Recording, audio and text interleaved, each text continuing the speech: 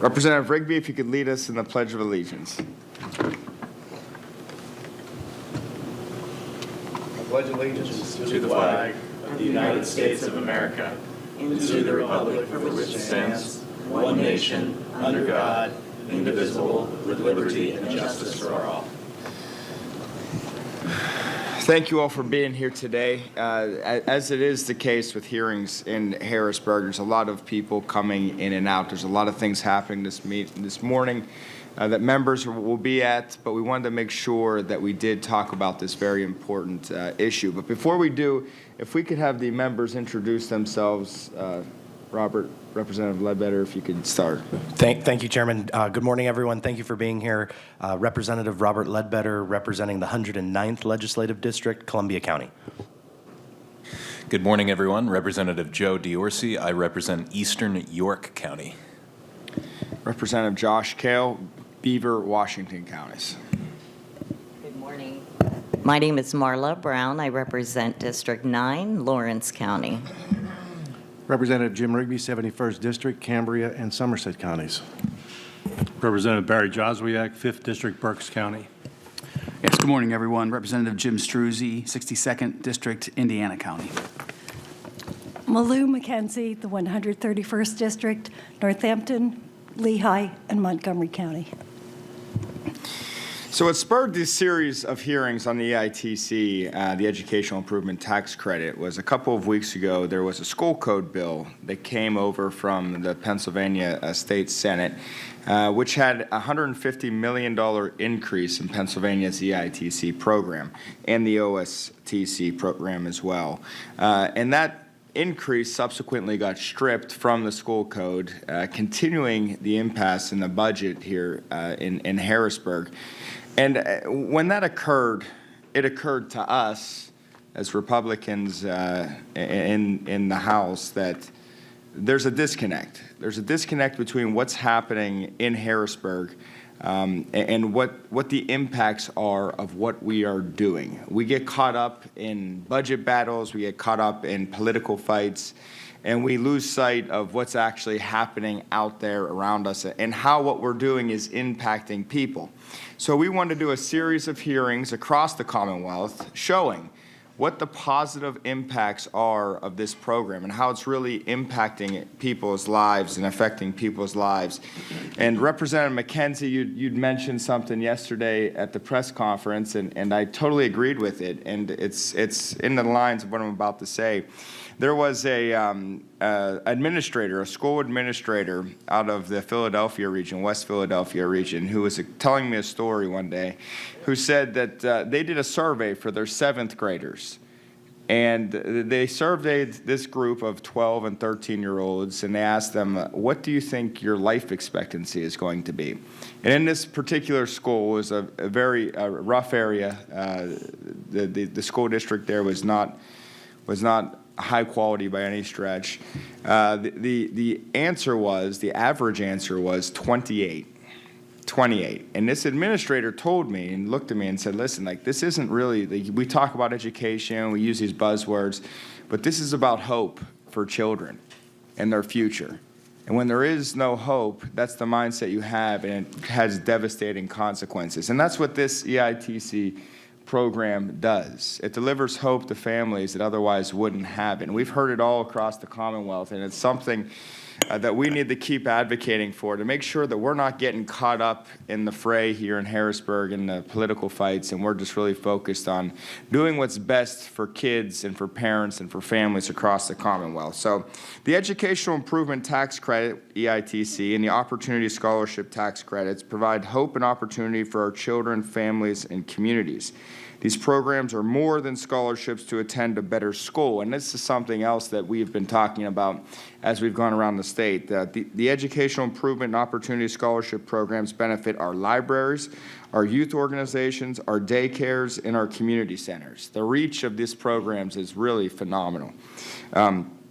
We have 77,640 K-12 EITC, OSTC scholarships that were awarded last year. And every county has students receiving these scholarships, and the average scholarship for EITC is $2,583, and the OSTC is $1,853. Last year, there were 139,000 scholarship applications, the highest on record, and more than 63,000 applicants went unfunded due to arbitrary program caps.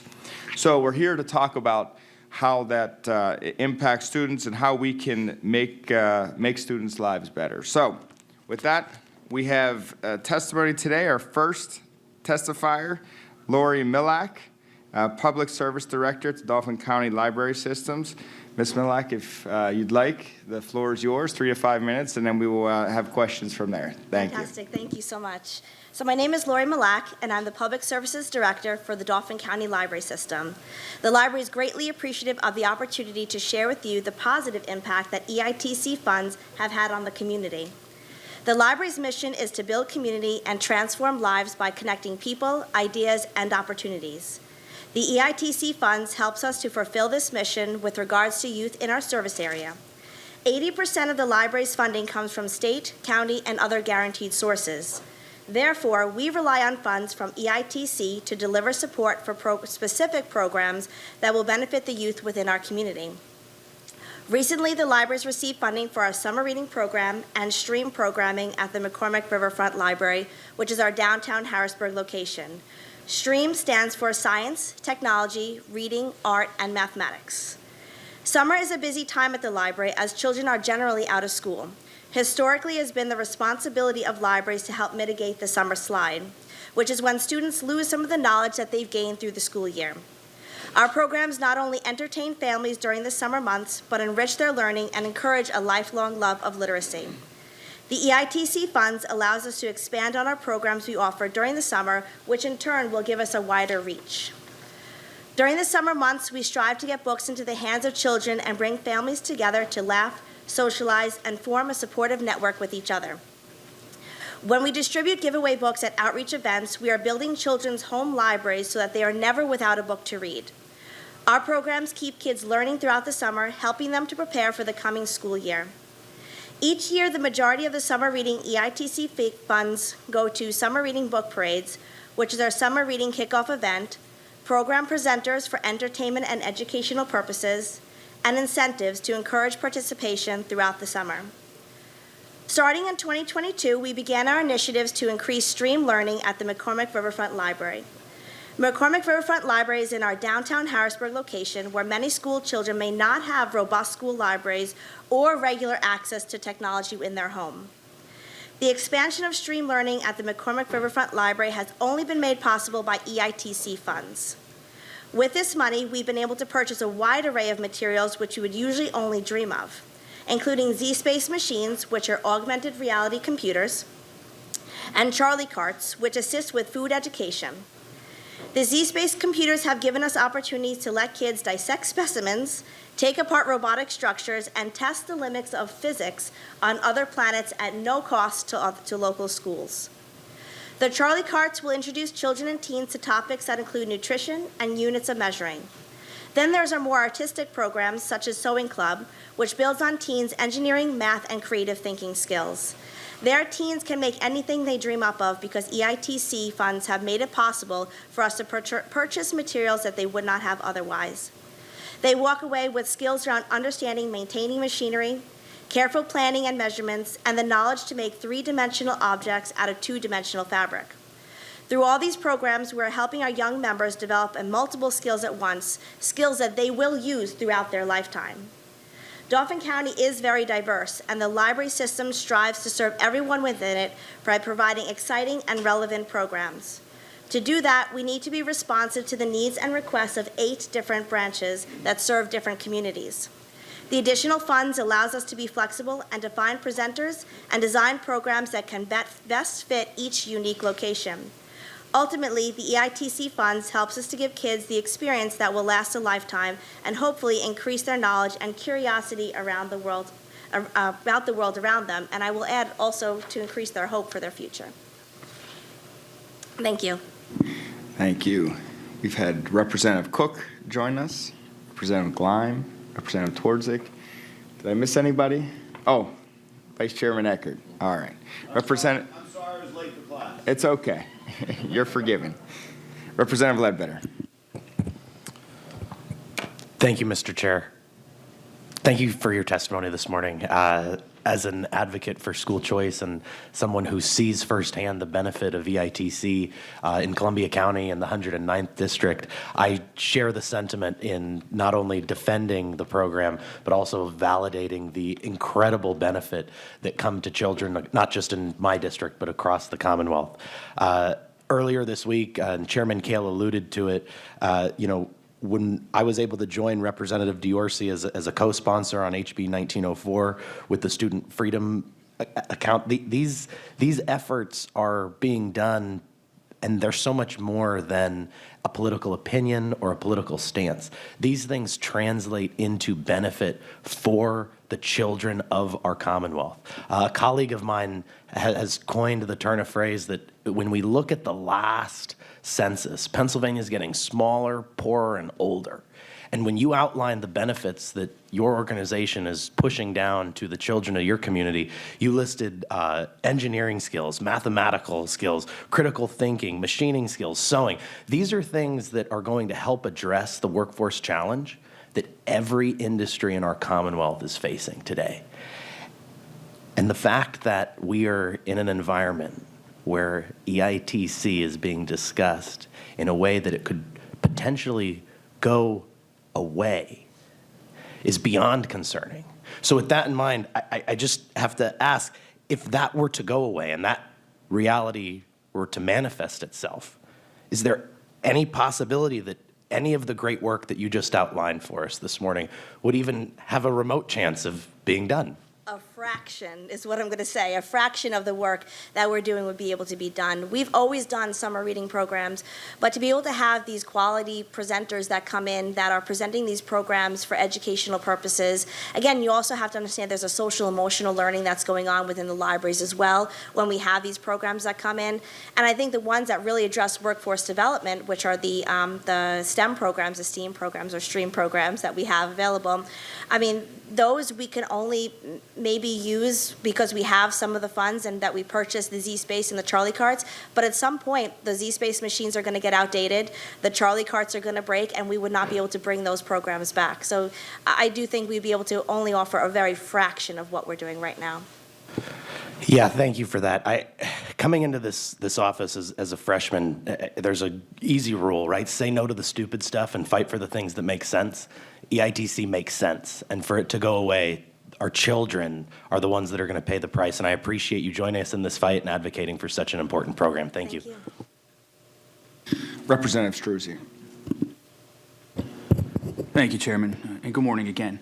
I appreciate your testimony. I don't think a lot of people realize that these funds can be utilized for public libraries in the manner that you're using them, so I applaud those efforts. But my question more relates to the budget in general. I think a lot of people don't realize that funding for libraries has been tied up as well in this budget conundrum that we're in right now.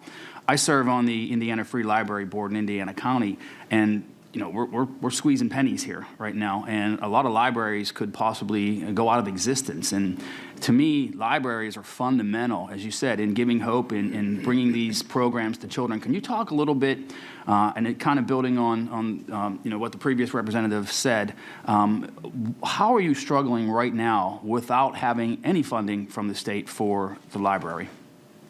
Well, so we did receive our funding for the remainder of this year. So right now, we're not seeing any major impacts. Where our concern is, what are we going to do for next year? Mm-hmm. And that's where I would frankly say we're terrified. Because if we don't receive those funding, we're going to have to talk about cutting services, closing libraries, reducing hours, and all these things have such a large impact on everything that we do as a library as a whole. I mean, we always say a library is not just a building, but we have to have that building in order to provide these services out into the community. So even we have a wonderful outreach department, but we couldn't even run that. We couldn't pay for the gas in order for the vehicle to get around, and nor could we serve an entire Dauphin County with one vehicle. So there would be major impacts to library services if we were not to receive funding for the following year. So not only would you lose the EITC funding, that you would lose state funding as well, and that would potentially put you out of business. Yeah, I would say yes, very much so. So you need us to get our act together here. Yes, please. Okay, thank you. Thank you, Mr. Chairman. Representative Diorsi. Thanks, Mr. Chairman, and thank you, Lori, for being here and your testimony. I think it's important when we talk educational choice to think outside the box. And in hearing your testimony, it wasn't a brand new concept to me, but in the realm of educational choice, whether we're talking about, tax credit scholarships or all the way up to universal educational choice, the other side will make claims like you're taking away from this group or you're depriving us of our funds, which is senseless. But I've not heard your story that much of we are using these tax credit dollars to actually benefit the community, serving a diverse population. I mean, libraries, in essence, are community buildings for everyone. Why, in your estimation, why have we not really heard that story before as it relates to EITC? Oh, goodness, that's a hard question that I'm not sure I would be the right person to answer. I mean, we always want to share the story, especially with library services and what we can provide to ensure that we maintain funding. But in regards to why that story is not shared wide or it's not widely known, it's a conundrum that I think goes on in libraries specifically, and it has for a long time. How do we message this out properly? And I don't have the answer to that. Well, let me ask this follow-up. What's the process in getting those EITC, OSTC monies to your library? I'm sorry, I'm the wrong. Okay. I like to say within my particular position, we have a wonderful department back there who helps us get the money, and then I'm the one who gets to spend it. Representative Gleim. I just want to follow up on the last representative's questioning and just have a comment here. So I'm Representative Gleim from Cumberland County, and I'm a huge supporter of the EITC program. We have some private schools and libraries as well who could actually, I think, do a better job of reaching out to their business community. And so one thing we did was we partnered with our chamber. And so the chamber will send out to all of their businesses, hey, we still have extra funds if you need a tax credit to be utilized for the kiddos. And it has worked really well. So just a suggestion there to partner with your chamber. Thanks. Thank you so much. And I will speak to real quickly about, you've all mentioned about different types of schools, our public schools, our charter schools, and I haven't mentioned yet, but we also have home schools. And one of the things that the library does particularly well is we serve all those populations. We are not just here for our public schools. In fact, we have a charter school that regularly comes to the library to use our Z-Space machines. And we want to make sure that we are supporting all different types of schools, all different types of learning, and that we can bring people into the library with these EITC funds to support everyone. Again, we are not the main educators. All the schools are. We're supporting that education, and we're doing that in a way in which they can come to the library and learn on their own time and to really expand what they're learning within whatever type of learning environment that they're in. All right. I also want to mention that we have Representative Adams online. Representative Adams, if you have a question, just hit the hand button and hopefully I'll see it. And we've also been joined by Leader Cutler as well. Representative Brown. Lori, thank you so much for your testimony. I've run nonprofits myself, and I know how challenging it can be. So kudos to you for what you've done. So you mentioned in your testimony that 80% of your funding comes from the state. And I know Representative Gleim just gave you a suggestion of maybe partnering with the chamber. But do you work with any other businesses for funding, any local businesses? Do you do any of your own fundraising? Because We do. So actually part of a library job, I guess, is to go out and to get that local support, because that's really important to show the state that the community is supportive of the library just as much as the state is supportive of the library. So we'll regularly look for different sponsorships, fundraising opportunities, as well as grants within our community in order to support the work that we do. Do you have plans to grow that segment? Absolutely. We have a wonderful community engagement director back there, Okay. who is recently hired, who's going to be working with us in order to increase the funding and support of our local community. I mean, it's good. It's vital because it's, as you probably have become aware, it's never good to wholly rely on one source of funding. Absolutely. So- We receive funding from all different types of sources. Again, the state funding is so important, though, because that's our baseline. Sure. And we do need our baseline Sure. in order to continue. All right, thank you. Representative Eckert. Thank you, Chairman. You mentioned something regarding some programming you have for homeschoolers, and something I know that our family, before our kids were in school, is we took advantage of like pre-K type programming, early childhood education programming, and we see this push for early childhood education, but this is something that I'm sure your library also participates in, using EITC funding to provide this kind of programming for not just low-income families, but all families. And to see this again on the chopping block, EITC funding, and not actually increasing it like we have year over year, what would that do to that kind first off, I assume you have it, I'll let you talk about that, but what would that do to those kinds of programs when we talk about pre-K type of education that everybody can access? So we have a wonderful preschool program. We call it Stepping Stones to Milestones. And essentially what that is it's from birth to until they enter kindergarten. And we are trying to better support a parent to be a child's first teacher by mimicking what we're doing in the library and using these educational strategies in order to have the child learning all throughout their early years so that when they enter kindergarten, they're better prepared. We can only set the child up. We're not seeing them every day, and it's really the parents' role in order to support that. But we need to support our parents in order to get these children to grow up with a love of literacy and a love of learning. And so this program starts from everything from Born to Read, toddler time, preschool story time, and then we even have a kindergarten readiness program and 1,000 books before kindergarten. If we did not receive funding, these programs would reduce significantly.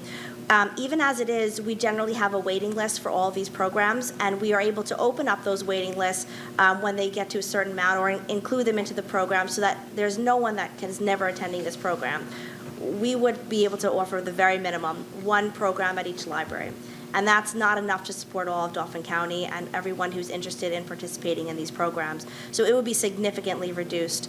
We also provide books to the kids at the end of the program. Again, there's something to be said about building a home library and having that ready access to materials right from home, not having to have the transportation to go into the library, regularly check out books. So we build that library through this program early on so that they always have access to this material, and that would I wouldn't say that'd be reduced, that would end. We would not have the opportunity to build the home library. All right. Any other questions? Representative McKenzie. I would just also like to say that a library is a hub of learning for every demographic. Senior citizens benefit greatly by going to the library. It's a meeting place for them to socialize. They've learned a lot about computers and modern technology that helps them in their lives. So don't forget the seniors. Thank you. All right. Any other questions? I have a couple myself, a couple follow-up questions. We talked a little bit about what the negative impacts would be if you took the EITC funding away. With more funding from the EITC and the OSTC, what would you guys be able to do? What would the next steps? Well, I mean, that's an easy question. I mean, we really want to improve on and expand on our STEAM learning. Right now, we're focused just on the McCormick Riverfront Library because it is in downtown Harrisburg, so it's a high-need area. And we also recently had done a renovation of that library, and we wanted to bring people in to have them learn that this library is here and available for them. But we want to expand that programming because it does have that workforce development that's so important, and also these life skills aspects that's so important, and we want to be able to expand that around the county. Right now we only have 10 Z-Space machines. We can bring a classroom in and have 2 children at each station. We'd love to be able to have a child at every station. We'd love to be able to have those Z-Space machines travel throughout the county and actually get a second set because we do have our up-county locations as well. Our Charlie carts, we only have 3, and those are very big and hard to move. We'd love to be able to expand that program throughout all of our locations as well. So it's really about taking what we currently do and expanding it significantly, because it does have such a real world and large impact. But right now, without those funds, we're really only able to provide this at one location. All right. Well, I appreciate you sitting here and answering these questions. And, you know, I didn't realize the importance or the value of libraries until I started having children myself. And we started terrorizing the Beaver Area Library. And my family truly appreciates it there, and I'm sure families in Dauphin County do as well here. Thank you for what you do. Thank you. I appreciate All right. the opportunity. All right, our next panel is the scholarship recipients panel. We have 3 testifiers here: Miles Slade Bowers, Joshua Cortman, and Chad Weaver. Y'all take your time and come on up. We will get this panel underway.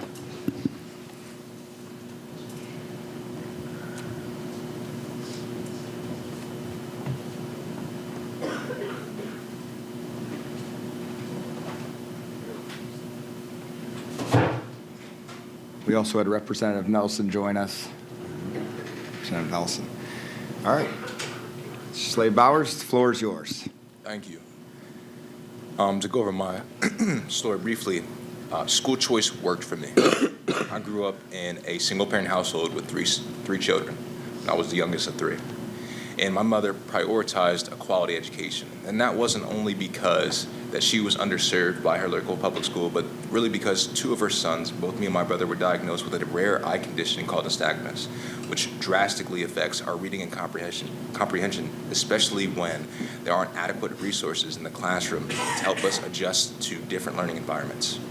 So she decided that she was going to sacrifice for us so that we would have the necessary tools and resources for success. And that sacrifice allowed me, a student who they told would never read at grade level, to lead classroom discussions in AP and honors courses. However, for families like mine, desperation and determination is seldom enough to achieve the pursuit of a quality education. In the summer after my sophomore year in high school, my mom sat me down and let me know that there was no more money for us. That despite my best efforts and all of her searching, there was nothing that we could do to ensure that I can continue at one of the premier high schools, Bishop McDevitt High School, and pursue all of my goals and wishes and wants and desires. And that was until I was given a second chance and opportunity through an EITC scholarship that I was rewarded 2 weeks before my tuition payment was due. That allowed me to go back to school, and from that day, I have been dedicated to ensuring that school choice options were readily available for not only all Pennsylvania students, but for every student across the nation. I have spoken with world leaders, the President, Vice President, and the Secretary of Education on multiple occasions on the importance of EIT and school choice programs, even going to states that have never even spoken the word school choice, and helping them walk through what it sounds like, what it looks like for parents and students to have true freedom and opportunity through choice, and what that can do for just one student. That's my time. Thank you. Mr. Cortman. Hello. My name is Joshua Cortman. I'm husband to my wife, Niquacia Cortman, and father to my 3 beautiful children, Giselle, Nia, and Joshua Jr. Growing up, I attended Susquehanna Township, later attending Millersville University, where I met my wife. One thing that always stuck with me is access to resources and providing the necessary learning environment for children to thrive. This is key to success in and outside of the classroom. I can honestly say that I have not always excelled because I did not have the necessary resources. I was labeled, and as a result, my academic career was not as strong as it could have been if I had the right guidance and patience. So after graduating college, starting a business and a family, my wife and I vowed to give my children a better opportunity and more resources than we had, because we value education. In focusing on quality education, we realized that public schools struggle to offer the same level of learning and one-on-one instruction as private schools. The Samuel School is a perfect fit for our children with their multi-level learning classroom to their student-to-teacher ratio They provide patience and encouragement needed to expand the minds of our children. EITC funding makes it possible for families like mine to attend a school like this. Owning a small business and buying a home in an unfavorable school district could have long life effects on my children. The Samuel School really tries to make it affordable for us, and my children are benefiting from the environment and the access to better resources. Leaping in grade levels, taking lessons in pianos and percussions, our children have been exposed to the tools and materials that will ensure the success to keep their faith strong. And all in all, and to conclude, owning a small business, we reached a point right out of college where we're at a gray area where we make a little bit too much money to qualify for the benefits, but not enough money to pay for everything that we need to. So with this funding, it really makes it possible for families like me and other business owners to really give our kids the resources that they deserve. Mr. Weaver. Good morning. My name is Chad Weaver. I'm a father to 2 young girls. Me and my wife, we live in Harrisburg City. We live on 13th Street, so we're local here. Both of my daughters have received the EIC scholarship for preschool education, and so I wanted to focus on that. I believe that preschool education is very important for children, and studies have shown that children who have access to preschool education will do better in their K through 12, and that's something that everybody wants to help Harrisburg and surrounding areas, other school districts, to succeed. And so giving children before kindergarten that head start can be a tool to get them used to the school environment and to start learning and have a head start. My oldest daughter, Alessandra, is 6. She currently attends STEAM Academy in Midtown Harrisburg. She's in kindergarten, and she's currently reading at a 6th grade level, so she's advanced very quickly. She's a very bright child, but part of that, I believe, is because she had access to the EIT scholarship. She attended preschool for 3 years before kindergarten, and the final year, when she was 5, she was attending 5 days a week, and we couldn't have afforded to send her there. My wife was in college, and I was running a small business and training to change my career to aviation. So we had a lot of things pulling us different directions, and she was able to attend full-time preschool with the EIT scholarship and has really bloomed as a result. My youngest daughter now currently is attending the Samuel School in pre-K. She's 4 and also is receiving the EIT scholarship and is really learning a lot and growing a lot. So I wanted to come and thank you for the opportunity you've given my children to get a quality pre-K education. That's a challenge, I think, for everywhere, and I think that I believe that the pre-K education is somewhere where we could really grow and even grow the total amount and market it a little better. It took my wife some hours of research to find this scholarship and access it, and I believe that there's a lot of people who just don't apply because they don't even know it exists. So yeah, I want to thank you for the opportunity. I'm sorry, I interrupted you there. I'm glad you ended with that, because I do have a question on that point in particular. One of the things that we've noticed, and we've asked the question across the Commonwealth, is how do you get access to this, and how did you find out about it, and what can we do better to get this content to market? How can we get it to parents in a more efficient way? Well, as far as marketing goes, I'm not exactly a marketing genius, but my wife found it after some searches into some back web pages on the preschool that my daughter was attending 2 or 3 years ago, hidden away somewhere, and then going through the state website and doing the application. But she's also been studying as a paralegal and is used to accessing government documents and doing all those things. So I think that maybe some marketing campaigns on social media or something, and some easier access for web pages, and also marketing to preschools, making sure that preschools are presenting new families with this option that this exists and you should apply for it, and maybe even helping along the way. So maybe lowering the paperwork requirements for people to apply or easing that would be helpful as well. Really, Mr. Peck, the owner of the school, when we applied and discussed tuition, we discussed all the different options that we had. So really, I think just informing the schools and telling them to inform the people that apply. You didn't know about the scholarship until after you applied for the school? I didn't know. I was just applying and praying. Hoping the bill wasn't too much. Yeah. So then once we got this scholarship and stuff, it was, very, very reasonable, and it helps out tremendously. Understood. I had heard about the scholarship through the Commonwealth Foundation right across the street. They're constantly looking for families to expand that list. And at the time I applied, the waiting list for the scholarship was some 50,000 students. And I'm sure that number would be exorbitant if this, like these two gentlemen have already expressed, if this information was made readily available to parents in the schools that they go into. One of the common issues that I hear all the time is that parents have no idea what school choice means, and their schools aren't giving them access to those resources when they request them. So if there was some sort of mandate to require schools to adequately inform parents and families about their opportunities in different funding models, that should be something that we're looking forward in the future. Representative Diorsi.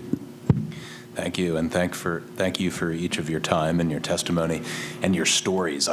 It's amazing to hear these success stories. Miles, I've heard yours a couple of times now, and I could hear it another 100 times. It's just fun to hear these success stories, and we're all here to try to even further those opportunities for kids across our Commonwealth.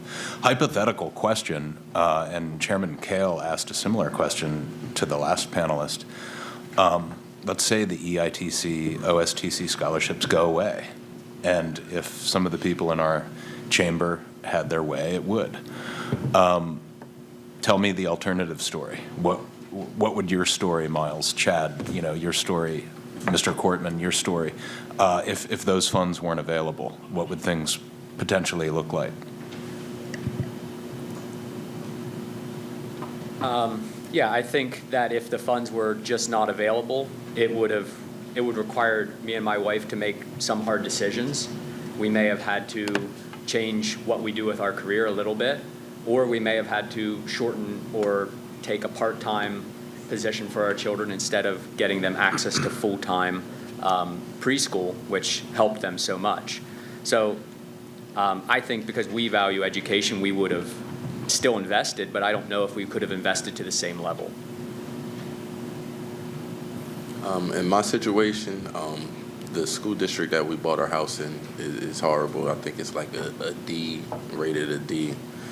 So we'll be back to what we did before we sent our kids to private school, which is homeschool. And like I said, owning a small business and being run by my wife and I, that means we have our kids with us and trying to teach them, on the laptops and trying to run our business and do everything all together. And that's not good for us or our kids.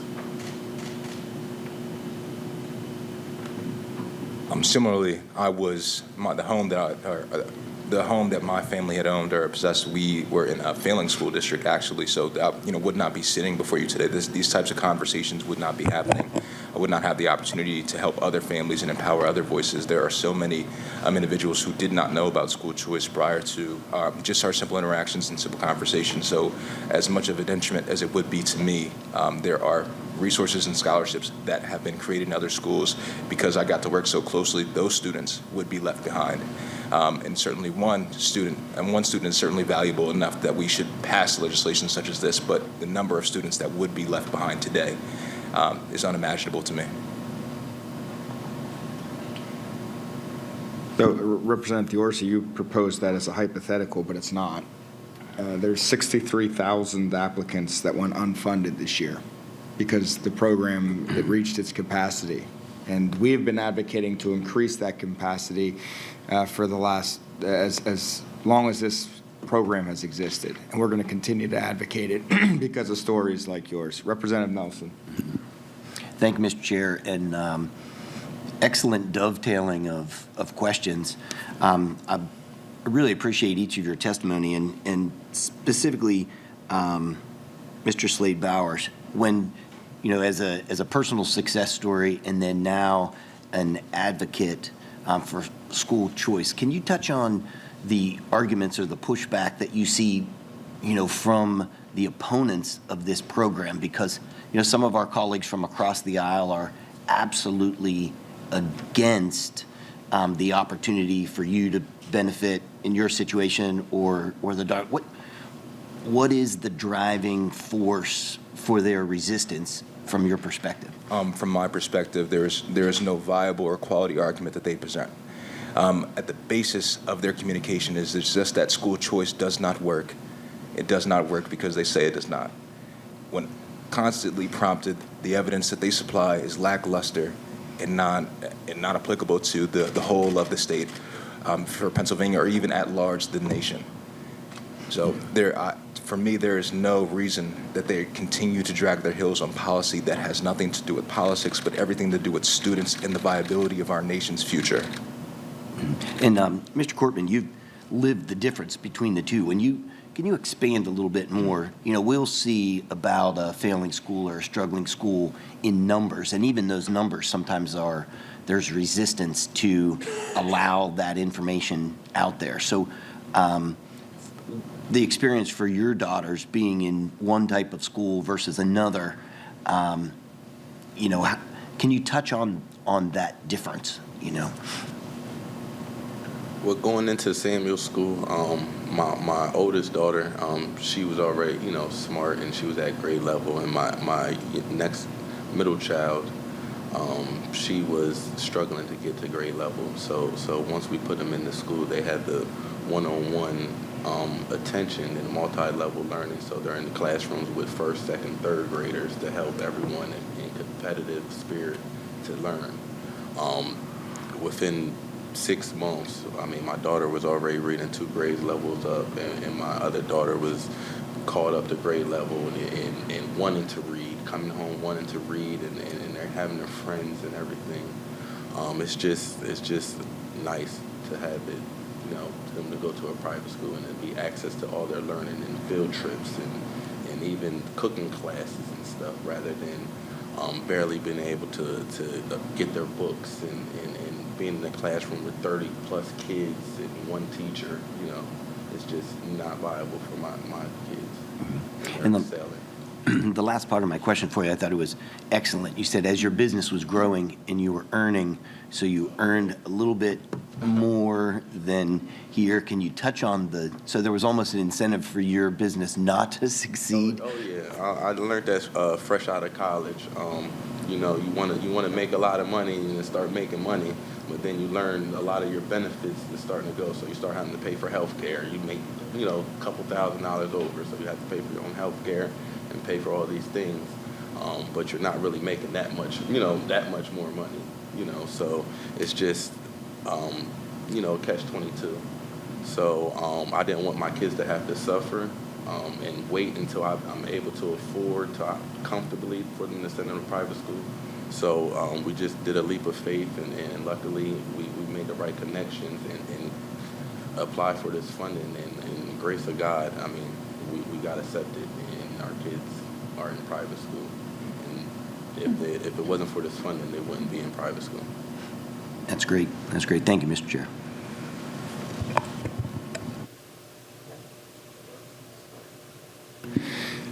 Other questions? All right. Well, thank you all very much for your testimony today.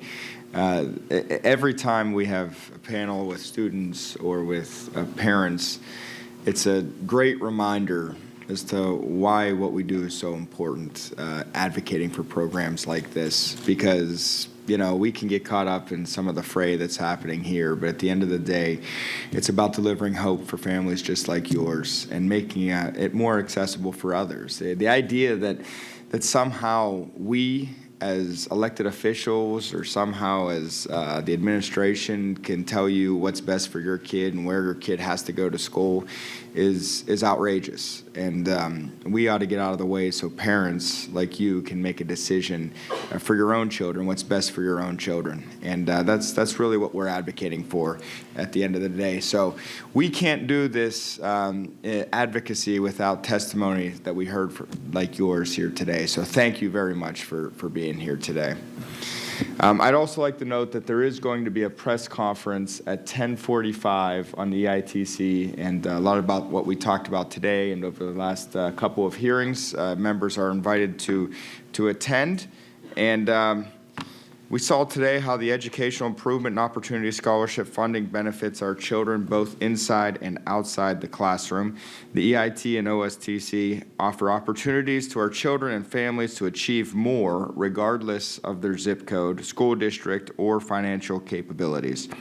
We strive to fund students and not systems, because when a public school fails a child shouldn't have to fail with it. So thank you all for being here today, and look forward to continuing to talk about these issues as we go forward.